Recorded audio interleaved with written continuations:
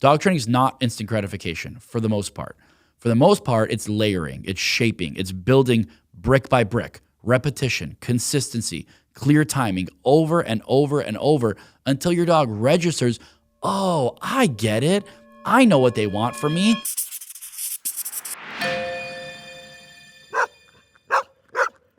Hey everyone, my name is Matthew Maltese. I am owner and trainer of Pet to Pal Dog Training, and this is the Pet to Pal podcast.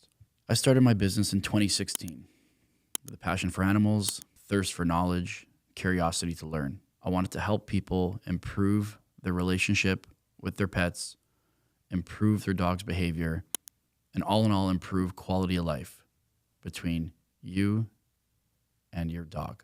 Over the years, I've worked with thousands of people and their dogs. I've learned a lot, I've helped a lot, and I want to continue to learn. I found that over the course of time, although the training works and people are generally happy, I found myself getting a little complacent, getting a little, I don't want to say bored, but doing the same training every day. You know, obviously the dogs and the clients change, but the behaviors are pretty much the same, right? Whether it's confidence building, reactivity, pulling on leash, demanding behavior, plug and play with whatever behavior you're dealing with or you think of as dog training for pet dog training. It became very repetitive and I didn't feel challenged as much anymore.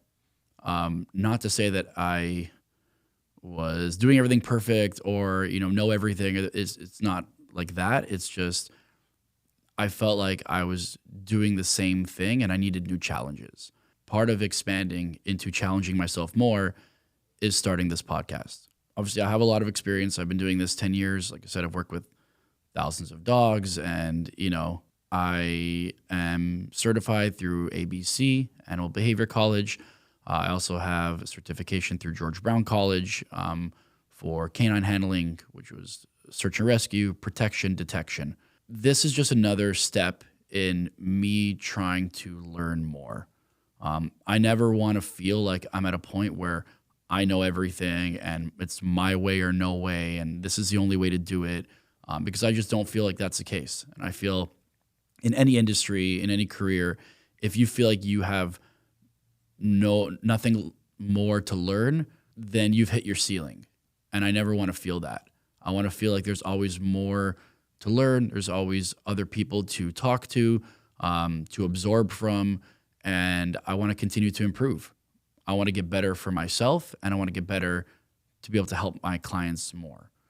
So that's what this podcast really is. It's me approaching it as, obviously I'm a trainer, but approaching it more as a host and as a student rather than necessarily as, the be-all, end-all voice for training. I want to talk to guests that do things similar to me. I want to talk to guests that do things differently than me. I want to hear different perspectives. I want to hear different philosophies. I want to understand why other people do it the way they do it, and I want to collaborate. I want this space to be very collaborative. I want to have long-form, healthy discussion between different people that, again, do things differently. I think these days we're very much in an age of transparency, authenticity. Whatever business you're in, whatever you do, whatever kind of content you make, I think there's definitely a need, a craving for people who are seeking out authenticity. And that's what I want this to be. Obviously, when you make a 30-second reel, you can only give so much information. You can only, do so much. And I think it's really beneficial and more than that, really needed to have more long-form conversations. In this podcast, I want to touch on everything. I want to ask the hard questions. I want to talk to trainers like me that are balanced trainers. I want to talk to trainers that are positive only or more compulsion leaning. I want to talk to vets. I want to talk to veterinarians and ask about the vet industry and ask about their careers and shed some light even on them as well. And, knowing that vets have one of the highest rates of suicide out of any career. I want to talk about the state of the industry. I want to talk about details and nitty gritty things, but I also want it to be informative and easy enough to digest that the average person can watch and get something from it too. I want it to be a podcast for other trainers or other pet professionals, but also for the average person to learn more for their dog and their situation as well. I want to talk to other small businesses. I want to talk to groomers and dog walkers and people that run dog daycares. I want to talk to trainers that do pet dog training, and I want to talk to trainers that do bite work and dog sports and trick training. I really want this to be a space to learn and absorb as much as we can, me and you as the audience. Now, for those of you that know me, that have worked with me before, I started this in 2016. I had my dog, my lab, Titan. And I think most people that get into this get into it from a place of need, where they needed to work on their own dog's issues. And through the process of learning and finding that passion, they realized, hey, I can help other people too. For me, it wasn't necessarily that way. Titan was very well trained. Not to toot my own horn. He was also a good dog. He made it very easy on me. But he was trained. I didn't really need to work through too many significant behavioral challenges. Obviously, he had his quirks and he had things that we had to work on. But I didn't necessarily get into this from a place of need. I got into this from a place of desire. I loved animals. I love animals. I always have. I originally thought I was going to go into policing in the canine unit, and that's a really competitive unit, and they want you to do 10 years of regular service before they even consider you for that. And I kind of realized pretty quickly that I really have no desire to enforce the law. I really just want to work with the dogs. For me, my favorite part is seeing the dog get that aha moment where they go, okay, I think I get it, right? Seeing that dog get it where an hour ago they didn't know exactly what you wanted, but now they're starting to register your expectations and they're starting to offer the behavior willingly and voluntarily. For me, that's the instant gratification part of it. Now, that doesn't always happen. Training is a process, and a lot of times you won't get that in an hour, and that's fine.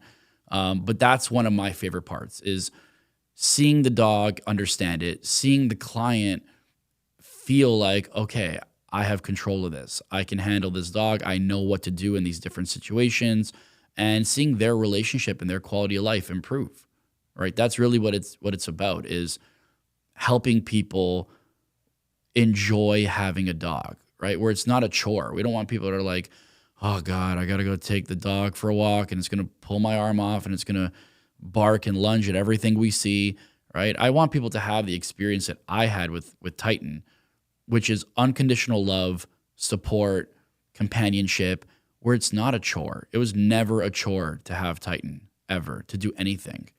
And that's what I want to help people get to, is a point where you can enjoy life with a dog. Now, some topics that we talk about are going to be a little controversial. I'm going to keep it real with you guys. I'm going to try to keep my guests honest as well. I'm not going to be confrontational because, again, I do want this to be a space for collaboration and to speak openly without fear of being attacked. With that being said, I will voice my opinion if I feel something is right or not right. And again, I'm not saying my way is the right way or the only way. I'm just coming at it from a place of like what I've seen work and what I know to be true. With that being said, there's always gray area. Dog training is not one size fits all. So I'm happy to entertain and open my mind to different options, different alternatives, different methods. We're going to talk about a lot of things. We're going to talk about the business of dog training. We're going to talk about corrections. We're going to talk about use of aversive, use of reward, use of food. We're going to talk different tools, crate training, e-collars, prongs, every tool possible. We're going to hopefully touch on all of it with different guests. Okay, we're going to have lots of good nuggets for you to take away with your dog, whether it's regarding recall, whether it's confidence building, reactivity, how to teach our dogs to be calm, how to charge our markers. Obviously, this isn't a dog training lesson, but I do want you to walk away with more knowledge. I want you to walk away with more tools in your tool belt to be able to help your dog in your situation. Now, again, for those that want a little bit more information on me that don't know me personally or haven't worked with me, I'm a balanced trainer. Okay, without getting too into the weeds for just our average pet dog owner that doesn't want all the science behind it right now, there's basically 3 styles of training. There is positive only, force-free, fear-free. These are terms that you might hear. There is compulsion trainers, way at the opposite end.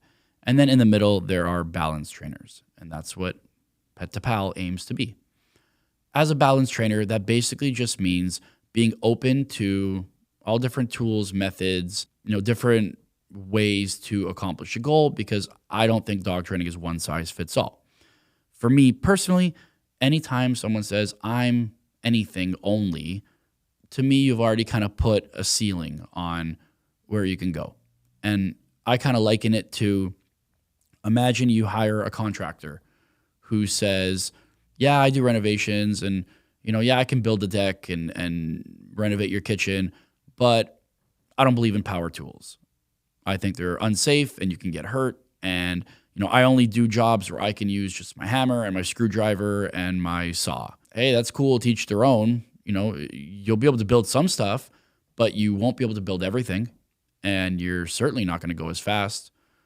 So that's kind of how I describe balance training.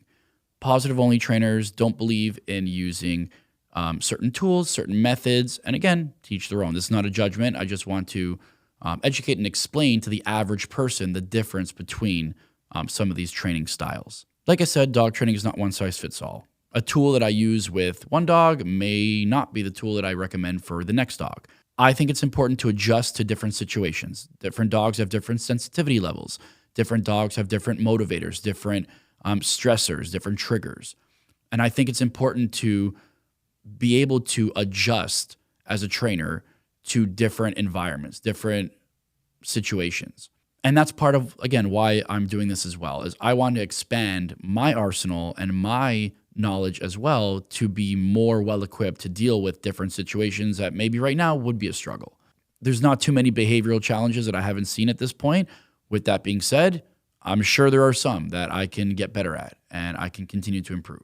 And that's really where this is all coming from. I also want feedback from you guys as well. If there's ways you think that this program can improve, if there are certain guests or topics that you want me to talk about or want me to touch on with guests, please let me know. Engage. Okay, it's not about the algorithm. It's just about giving you guys the kind of information and educational stuff that you guys want. So feel free to DM me, comment. Let me know what you guys want us to talk about. Are there certain topics that are burning a hole in your brain that you just want more information on? Okay, we're in an age of endless information. There's no shortage of it. You can go on YouTube, you can go on Instagram, you can find whatever you want to find. The problem is there's so much that it gets very overwhelming for people. And I think that's why people hire a dog trainer, right? They just want one perspective, one opinion, and be like, hey, come to my house, show me if I'm doing it right, correct the things that you think need to be adjusted. Because when you start seeking out too much information and you do a little bit of this philosophy, a little bit of that philosophy, a little bit of that, you end up doing 10% of 10 different philosophies, and all you have is a very confused dog that didn't get consistency in terms of your expectations, in terms of your boundaries, in terms of the things that you're looking for them to do on a regular basis. So I think part of this is giving long form content where we can go more in detail with some of these common issues that most dogs and dog owners are facing with their dogs, right? The challenges that you guys are typically hiring dog trainers to help with. And I know I've been there too. I've looked for information online and found contradictory, things. This person says, never use a crate. Crates are terrible. They're bad. And then This person says crates are necessary, crates are important, right? And you can do that with anything. I remember seeing a video a year or two ago about confirmation bias and how, these days with different studies and different content, you can find something to justify anything you're looking for. And I think if I remember, it was a guy in his car, he's in a drive through for a coffee, and he says, watch this. I'm going to Google, is coffee bad for you?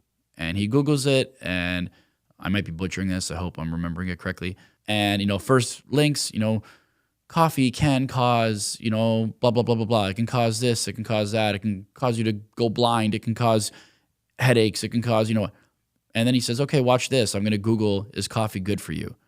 And right away, different studies, different links. Some studies suggest that 2 cups of black coffee a day can help decrease, all this to say, you can find whatever you're looking for, but it's hard to know what you're looking for. And it's hard to know what is true and what's not. And that's something that I want to do with this program, is help uncover and make information more clear for you, more clear for me, more clear for everyone. I want kind of a one-stop shop where you can get the information that you're seeking. Now, these solo episodes are going to be rare. I will do them, but this is more of like an introduction. I want this to be an introduction to the Pet to Pal podcast. Most episodes will feature guests. We'll talk about different things, and I also want episodes that are more roundtable based, where we have multiple different guests and trainers and pet professionals, maybe with counteracting opinions or philosophies, so we can kind of have a good discussion. Normally, these discussions don't take place, really. It's very cliquey, especially online. If you post content that the other side doesn't agree with, they try to cancel you, or you get trolls arguing in your comments or telling you you're doing it wrong. And that doesn't lend itself to true dialogue. And dialogue is important. I think you don't have to agree with everyone else's philosophy, but you have to understand why they're doing what they're doing, why they think the way they think. And that's something I think that this can allow us to do, is understand where each other is coming from. And once we have a better understanding, all of a sudden we're not on opposite sides. We found a middle ground, right? I think, I'm generalizing, but I would hope that this is true. Most people, most trainers, most pet professionals that get into the pet industry are doing it because they love animals, because they want to help your dog be better trained and well-behaved. People are coming into it with good intentions. I don't think it does any benefit to try to shut down other people's voices or philosophies just because they're doing it differently than you're doing it. As long as the intention is to help this dog, to help this family, to help this person manage their situation, I think you can approach it from different paths and still get to the same destination.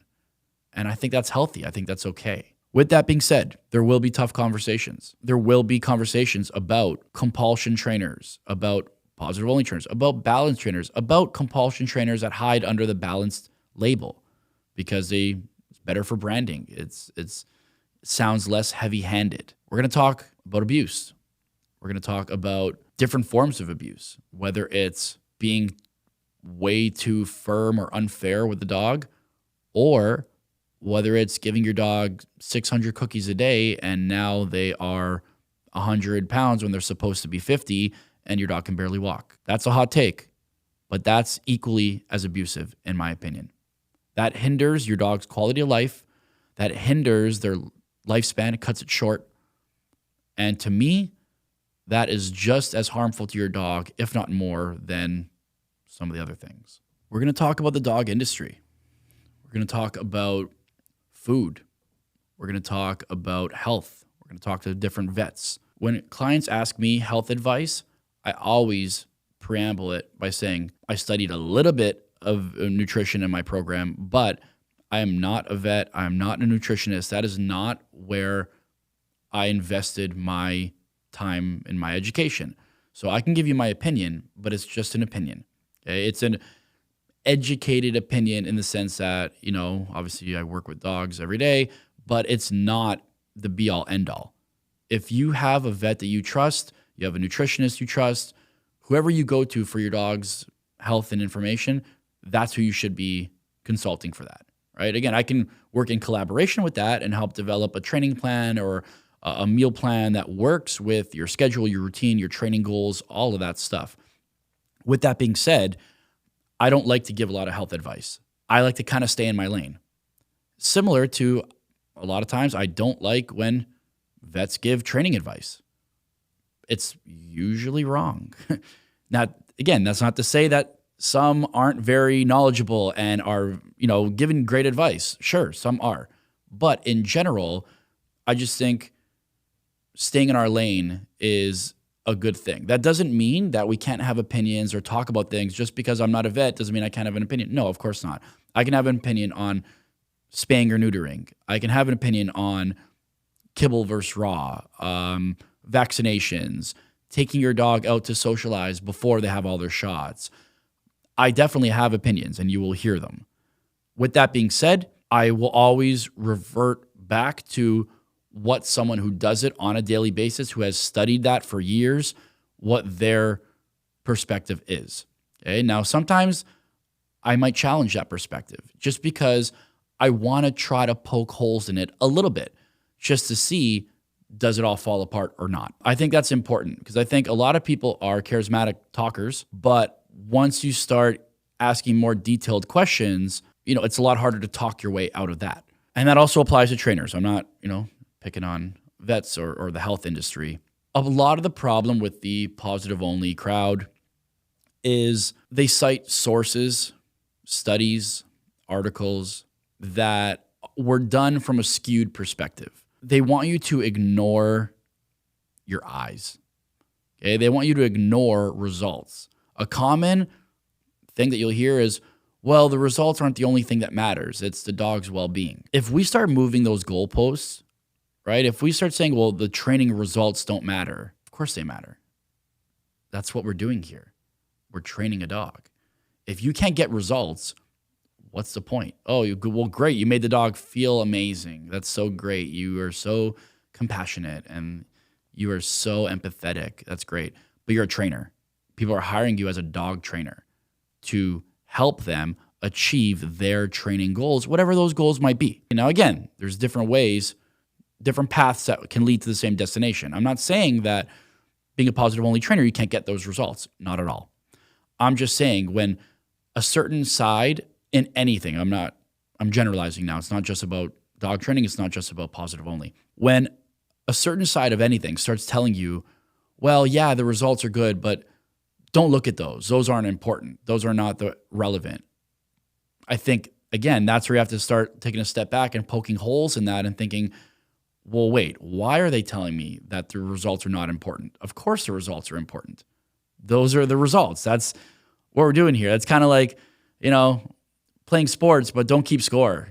It's like, all right, maybe participation ribbons for everybody, but yeah, the results matter. The results matter to a point where the results are not more important than how you affect that dog going forward. And this is where you see dogs that are shut down. Maybe, a trainer was a little too heavy-handed or, just gave even sometimes it's not even heavy-handed. Sometimes it's just you give even a light correction or it could be an aversive no. It could be anything. It doesn't have to be some big, bad, abusive thing. But sometimes you use some sort of minimal aversive and a dog is very sensitive and they shut down. And honestly, a lot of my clients will tell you, that's why I don't like to do a lot of corrections on day one, sometimes even day two. I want to build that rapport with the dog first. Once we have that relationship, once we have that trust, now the dog is receptive to me giving it, hey, cut that out. Or, hey, don't do that. Or, hey, yeah, you're doing great. This is what I like. But that's where the results, I don't want to say aren't as important, but yeah, I could just walk in on day one and go, no, bad.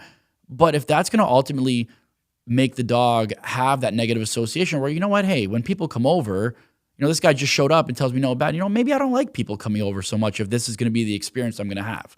Okay, so results matter, but I think going in the right way about it, maybe going a little slower, that doesn't mean going slow. That doesn't mean never achieving those results or, managing a behavior for 5 years when you could have, dealt with it in a month if you, were a little bit more firm about it.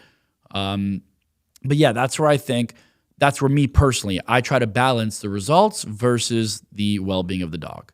I think part of that problem as well is people see content these days and think dog training is going to be some instant gratification process, right? The trainer's going to show up, they're going to be Caesar Milano, and the dog, oh wow, the dog stopped doing everything. That's magic. You're the whisperer. That's amazing. And hey, some dogs do respond very quickly, and that's awesome when that happens. Most of the time, that's not how it goes. Okay? Dog training is not instant gratification for the most part. For the most part, it's layering, it's shaping, it's building brick by brick, repetition, consistency, clear timing over and over and over until your dog registers, oh, I get it. I know what they want from me. When I do this, I get rewards. I get good boy, good girl. I get pats on the back. I get my ball. That's amazing. That's what they want. When I do this, I get, no, cut it out. Stop that. All right. So it takes some repetition for your dog to register that. It's not going to be an instant gratification. I know everyone wants the flashy before and after video. And yeah, sometimes we'll have those, of course.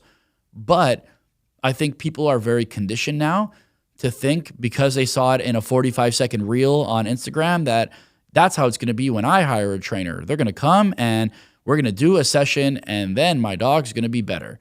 And guys, that's just not how it goes. Okay? I always use the analogy. Think of like if you hire a personal trainer. Okay? I'm the personal trainer. I can give you the best diet plan. I can show you the best workouts to do. You can be at my gym and use all the best equipment possible. But if you don't work out in between your personal sessions, you're not going to lose weight. You're not going to get ripped. Okay? Nothing is going to happen. It's going to be a waste of time. It's going to be a waste of money. Dog training is the same. If you're not prepared to practice in between sessions, don't bother. You're wasting your time. You're wasting your money. Your dog will not learn anything. I can't imprint everything in a week, in 1 hour while I'm with you. You have to practice over the week. That way, by the time I come back next time, your dog has somewhat registered what we did last time, and now we have that foundation, and we can build on those stepping stones. Okay? But I need people to understand this. Dog training is not instant gratification. It is a process. It is very much a process that you have to be an active participant in. Okay? Your dog trainer cannot do everything. Even if you do a board and train, right? You think, okay, I don't have time to train this dog. I'm going to send it to a board and train. They can do the bulk of the work. Don't get me wrong. Board and trains can be very helpful. Very helpful. But again, if you don't keep up with it when your dog comes back home and you slip back into bad habits or you let the dog get away with things that they weren't getting away with at the trainer, at the board and train, well, then all those bad habits that you paid to have your dog, trained on are going to come back. So consistency is really, really important. Without consistency, you will not achieve the results and the progress that you want. Now, the other thing as a board and train, I want to kind of touch on because I think a lot of people have the misconception that, your dog is just like this robot that, it's like you do your app update. Okay, you update your iOS and like, okay, now we have the new update and now the new stuff is downloaded and, my phone knows all this new stuff now and I'm going to send my dog to a board and train and then they're going to come back and they're going to know all this stuff and it's going to be downloaded forever and they're going to have it there. And again, that's not the case if you don't keep up with it. Not to mention one thing that needs to be said as well is as a trainer, I can work on a lot of things with your dog at a board and train or just in general at private sessions. I can work on obedience. I can teach your dog or help you show your dog new commands, new positions, new behaviors. I can help work on your dog's state of mind, okay, building confidence, making them less nervous, making them less fearful. Okay, that's stuff that we can do. What I can't do as a trainer, what nobody can do other than you is work on your relationship with your dog. That is specific to you and your environment and your lifestyle. Again, the dog can come to me, I can hold it accountable, I can reward it for good behavior, I can correct it for bad behavior, and it can be perfect with me. But when it goes back to you, if you're not demonstrating those same leadership skills, your dog will figure that out and they will realize, you know what? Mom and dad aren't really keeping up with the things that the trainer did. So you know what? If they're not going to keep up with their standards for me, then I'm not going to keep up with my results. I'm going to be inconsistent. I'm going to be wishy-washy. If you want your dog to be consistent with their results, you need to be consistent with your standards for them. Why doesn't my dog listen? This is a common question. Most trainers get this. My dog doesn't listen. My dog's so stubborn. My dog only listens if I have a treat, right? Why isn't my dog listening to me? The fourth reason is usually the hardest for most people. Number one, the command that you're asking your dog to do, you think they know it. They don't know it. Okay, you practice it for a week and you thought, okay, my dog knows down or place or sit or come or whatever it is. And really, the dog, let's say the behavior got 60% imprinted. So now you're telling your dog, come, touch, down, place, whatever it might be. And your dog's thinking, okay, I think I know what they want, but I'm not 100% sure what they want. So forget it. I'm just going to do my own stuff. Okay, so that means that behavior was not built in. It never got to a point of automation. Okay, that's where behavior is strong, it's sharp, your dog understands the expectations. And that means you have to go back, you have to reinforce that behavior more. Okay, you have to reward it, you have to build muscle memory, you have to build reward history of your dog doing that behavior successfully. Number two, the behavior that you're asking for your dog knows it, but maybe you weaned away from the reward too quickly. And so your dog's thinking, okay, yeah, mom's asking me to sit. And, I know sit, but you know what? I haven't really got paid for sit in a month. I don't think that job comes with a paycheck anymore. So you know what? Forget it. I'd rather not sit. I'd rather, again, do my own thing. So again, that means you have to reinforce that behavior, maybe switch to more of an intermittent reward schedule to keep your dog invested. You don't have to reward every time, but there has to be incentive for your dog to figure out, hey, if I do this behavior well, it usually, or sometimes at least, comes with reward. Alternatively, let's say you are rewarding your dog, but maybe the environmental reward in that moment is higher value than your reward that you're offering. Okay, so your dog is in the backyard or at the park and they see a squirrel and they want that squirrel. They're fixated on. You're going, here, look what I have. Who wants treats? Look at these cookies. Look at this. And your dog is thinking, okay, cookies are cool. I like cookies. Who doesn't like cookies? But I get cookies all the time. I only get to chase that squirrel once in a while. So in that moment, that squirrel, that environmental reward is higher value to your dog than the reward that you're offering them. Okay, so that's where either using a higher value reward, but again, realistically, there's not too many rewards that are going to be higher value for a dog with prey drive than chasing a squirrel, chasing a rabbit, whatever it might be. And that's where we lead to number 4, the hardest one for most people.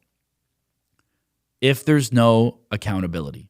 If your dog learns that your words are optional, are irrelevant, are inconsistent, then there's no reason for them to listen to them. Okay? And this is part of why we try not to repeat our commands. If you're telling your dog, sit, sit, sit, sit, please sit, come on, sit. Are you going to sit? Come on, look what I have, sit.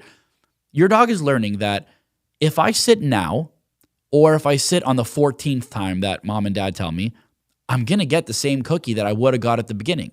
So what's the point of sitting on the first time? There is none. Okay, I'll do it on my terms when I'm good and ready, and I'll collect my reward when I want to collect my reward. This is where it's a good idea to have a sliding scale of reward from higher value to lower value. If I ask my dog to do something and she does it the first time I ask, quickly, great, boom, I'll pay her, give her a high value reward, something she really likes. If I have to ask a second time, maybe now we move to a piece of kibble. Okay, so now she gets a lower value reward. If I have to ask something more than twice for a command that I know she knows, now we move from reward to consequence. Okay, now you're going to ask, what's a consequence? Anything that discourages a behavior. Okay, that tells our dog what you did or didn't do is something I don't like. Okay, it could be just a little leash correction. It could be an aversive sound. It could be anything. It could be a no reward marker, right? Like an. So if I tell my dog, Xena, sit, she doesn't sit. Xena, sit. Still doesn't sit. Okay, now that's twice. So now we're moving from reward to consequence. So now I'm going to grab her leash or her collar and I'm going to put her in a sit. That way, next time I tell her sit, she's thinking, okay, even though I don't really want to sit, my options are cooperate quickly and get a great treat or get a ball or get whatever your dog finds rewarding. Or if I don't cooperate, he's going to put me in this. He's going to make me sit. I know make sounds bad, but he's going to make me sit. Okay? So that decision process now for the dog becomes very clear. Mom and dad are serious about their commands. If they tell me to do something, I'm going to have to do it. I can do it the easy way or I can do it the hard way, but I'm going to have to do it.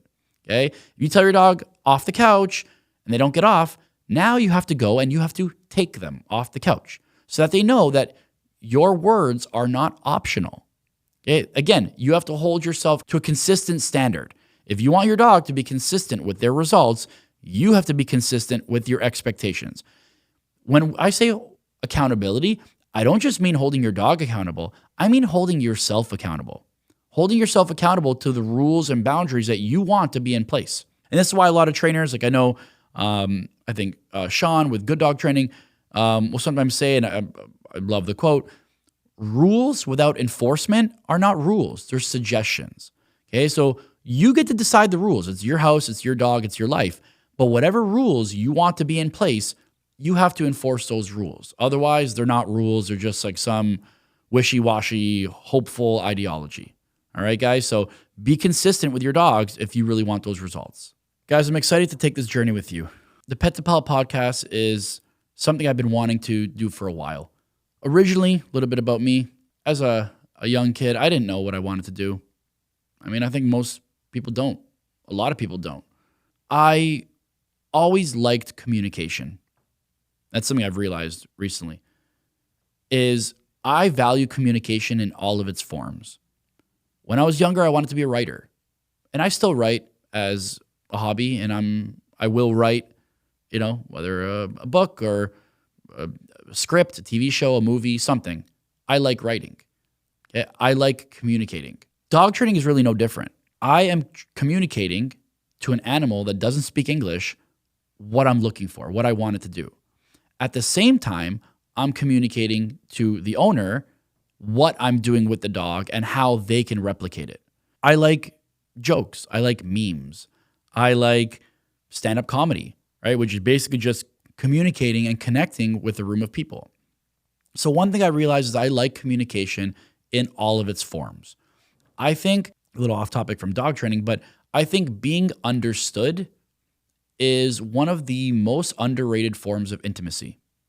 I think people understanding you, what you're trying to put out, and really kind of picking up what you're putting down is so valuable and also so rare, right? Not everyone understands everyone else. And that's part, again, of what this is meant to be, is a space to understand other people's perspectives, understand other people's philosophies that maybe going in, I didn't necessarily agree with or you didn't agree with, but I want you to be able to hear both sides.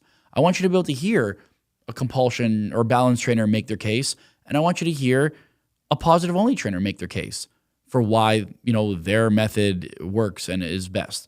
And then you as the listener, as the viewer, you get to discern that. You get to decide what makes sense for you, right? I'm not going to force my philosophy down anybody's throat. And my clients know this too. I recommend tools. I recommend methods. At the end of the day, I tell them, listen, this is your dog. It's your life. If you're not comfortable with it and you're not going to do it, that's fine. That's up to you. But this is what I recommend, and this is why, right? I want you to be educated on the different tools, the different methods, and then you can make the educated opinion of what works best for you and what you're comfortable with. I really want this to be a space for understanding, to come to some sort of middle ground on different issues, different topics. I'm really excited to see where this can go. And I'm excited to be along this ride with you guys. And hopefully I can provide some good information, good entertainment, good education for you guys. And you can find value in between sessions, or even if you're not a client of mine, even if you're halfway around the world, being able to come to the podcast and extract something of value that you'll be able to take with you in your day-to-day life with your dog or even in life.